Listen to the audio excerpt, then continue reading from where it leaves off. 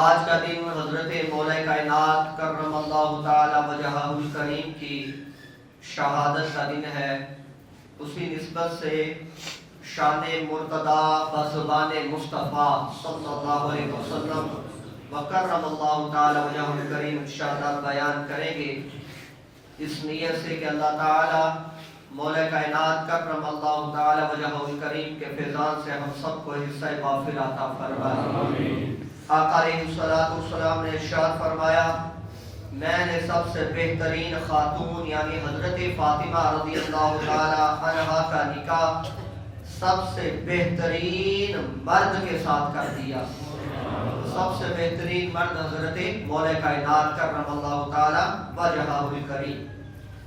آقا علیہ السلام نے ارشاد فرمایا، جو حضرت آدم علیہ نبینا علیہ السلام اور حضرت یوسف علیہ السلام اور ان کا حسن اور حضرت موسیٰ علیہ السلام اور ان کی نماز اور حضرت عیسیٰ علیہ السلام اور ان کا زہد اور مجھے اور میری صورت کو دیکھنا چاہے وہ علی کو دیکھ لیا کرے کرم اللہ تعالی وجہہ الکریم. غزوہ حنین اور غزوہ خیبر کے دن آقا علیہ السلام نے کھجور اور دودھ ہدیہ بھیجا اور ارشاد فرمایا، یہ فتح و نصرت کے طالب یعنی فتح طلب کرنے والے کی طرف سے علی کی طرف یہ ہدیہ ہے کرم اللہ تعالی وجہہ الکریم. آقا علیہ السلام نے ارشاد فرمایا، علی جنت کی سواریوں میں سے کسی سواری پر آئیں گے، ایک منادی ندا کرنے والا ندا کرے گا، اے محمد صلی اللہ علیہ وسلم، دنیا میں آپ کا حسین والد اور خوبصورت بھائی تھا. حسین والد حضرت ابراہیم خلیل اللہ اور خوبصورت بھائی حضرت مولا کائنات کی ذات ہے. آقا دو جہاں پر حبیب علیہ السلام نے ارشاد فرمایا، حضرت جبرائیل علیہ السلام میرے پاس حاضر ہوئے اور عرض کی، یا رسول اللہ صلی اللہ علیہ وسلم، آپ علیہ السلام کو اللہ عز و جل سلام کہتا ہے اور فرماتا ہے کہ میں آقا علیہ السلام سے اور علی سے محبت کرتا ہوں. تو میں نے سجدہ ادا کیا. آقا علیہ السلام فرماتے ہیں میں نے سجدہ شکر ادا کیا. پھر فرمایا میں فاطمہ سے محبت کرتا ہوں، تو میں نے پھر سجدہ شکر ادا فرمایا. پھر فرمایا کہ میں حسن اور حسین سے بھی محبت کرتا ہوں، میں نے پھر سجدہ شکر ادا فرمایا. آقا علیہ السلام نے ارشاد فرمایا، علی قیامت کے دن اپنی اولاد اور زوجہ کے ساتھ اونٹوں کی سواریوں پر سوار ہو کر آئیں گے. لوگ پوچھیں گے یہ کون سے نبی ہے؟ تو ایک ندا کرنے والا ندا کرے گا، یہ کوئی نبی نہیں بلکہ مولا کائنات کی ذات آ رہی ہے. آقا تو جہاں پر حبیب علیہ السلام نے ارشاد فرمایا، جنت میں میرے اور حضرت خلیل علیہ السلام یعنی حضرت ابراہیم خلیل اللہ علیہ السلام کے محل کے درمیان جس کا محل ہوگا وہ کوئی اور نہیں، وہ مولا کائنات کی ذات ہے. آقا تو جہاں پر حبیب علیہ السلام نے ارشاد فرمایا کہ یہ آیت مبارکہ وَيُطْعِمُونَ الطَّعَامَ عَلَى حُبِّهِ مِسْكِينًا وَيَتِيمًا وَأَسِيرًا، یہ جس کی شان میں نازل ہوئی اسے مولا کائنات کہا جاتا ہے.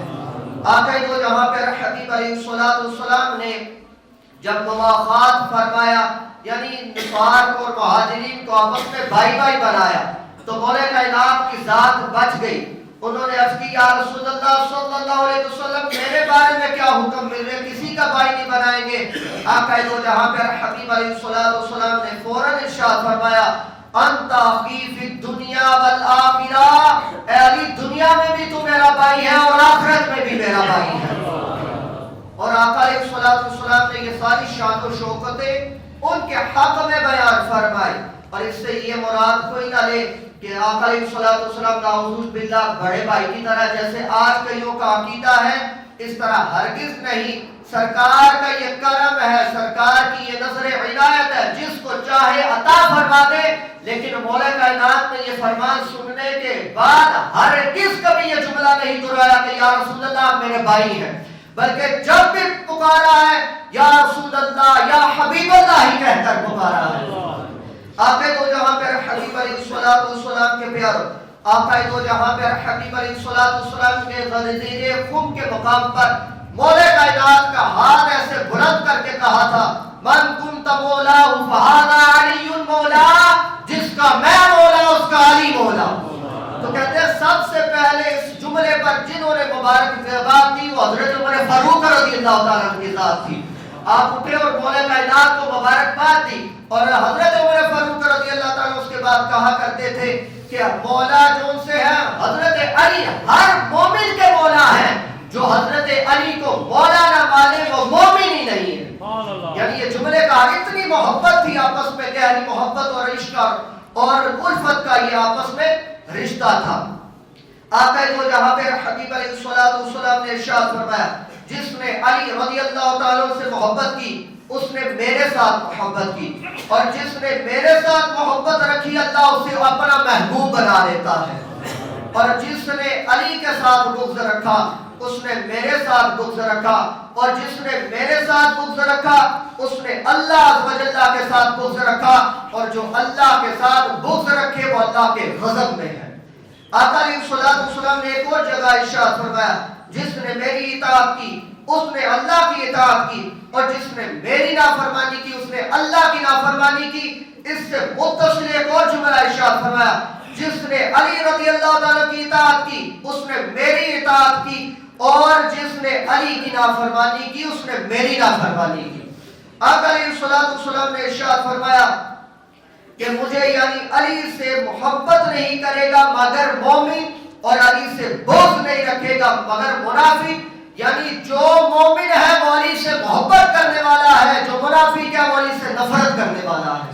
یہ دو جملے آقا علیہ السلام نے صراحتاً ارشاد فرما دیے۔ آقا علیہ السلام نے خیبر کے مقام پر یہ جملے بھی ارشاد فرمائے۔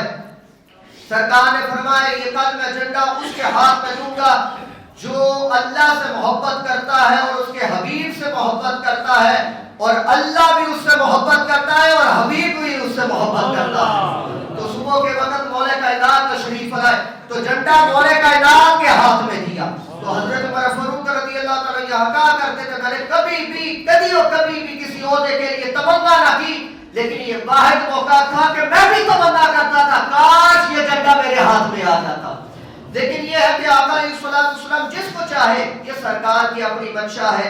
اب اسی وقت یہی خیبر کا وقت تھا، آقا علیہ السلام نے جب جھنڈا عطا فرمایا میرے سرکار نے ساتھ یہ جملے ارشاد فرمائے، علی یہ جھنڈا تیرے ہاتھ میں ہے، مڑ کر نہیں دیکھنا جب تک خیبر فتح نہ ہو جائے، مڑ کر نہیں دیکھنا۔ مولا کائنات تھوڑے سے آگے بڑھے تو اب اسی وقت جب چند قدم آگے نکل گئے نا تو اب مڑ کر دیکھنا نہیں تھا، یہ سرکار کا فرمان تھا، لیکن مسئلہ پوچھنا بھول گئے۔ پوچھنا یہ تھا کہ یا رسول اللہ صلی اللہ علیہ وسلم کب تک لڑتا رہوں، کب تک ان کے ساتھ جہاد کرتا رہوں، یہ پوچھنا بھول گئے۔ تو کہتے ہیں مولا کائنات نے مڑے پگار ادھر سے اونچی آواز میں کہا، یا رسول اللہ یا حبیب اللہ مجھے صرف اتنا بتا دیجئے کہ علی کب تک ان کے ساتھ قتال کرتا رہے، کب تک لڑتا رہے۔ تو سرکار دو جہاں نے یہ نہیں کہا کہ مڑ کر تو دیکھ لے اور مڑ کر دیکھ کر پوچھ لیتا، سرکار دو جہاں نے ادھر ہی کھڑے کھڑے جواب ارشاد فرمایا، اے پیارے جب تک وہ اللہ اور اس کے رسول کو مان نہیں لیتے اس وقت تک جہاد کرتے رہنا۔ تو یہ حضرت مولا کائنات اتنا حکم کے پابند تھے۔ آقا دو جہاں پر حبیب علیہ السلام کے غلاموں، آقا علیہ السلام نے فرمایا علی قرآن کے ساتھ ہے اور قرآن علی کے ساتھ، اور یہ دونوں جدا نہ ہوں گے یہاں تک کہ حوض کوثر میں دونوں جمع ہو جائیں گے۔ یعنی جہاں علی ہے وہاں قرآن ہے، جہاں قرآن ہے وہاں علی ہے، کرم اللہ تعالی وجہہ الکریم۔ حضرت علی رضی اللہ تعالیٰ کی شان و شوکت کے حوالے سے، اسی پر علم کے حوالے سے چند گزارشات آپ ہی کے اقوال بیان کرنے کے بعد کلام کو اختتام کی طرف بڑھا دیں گے۔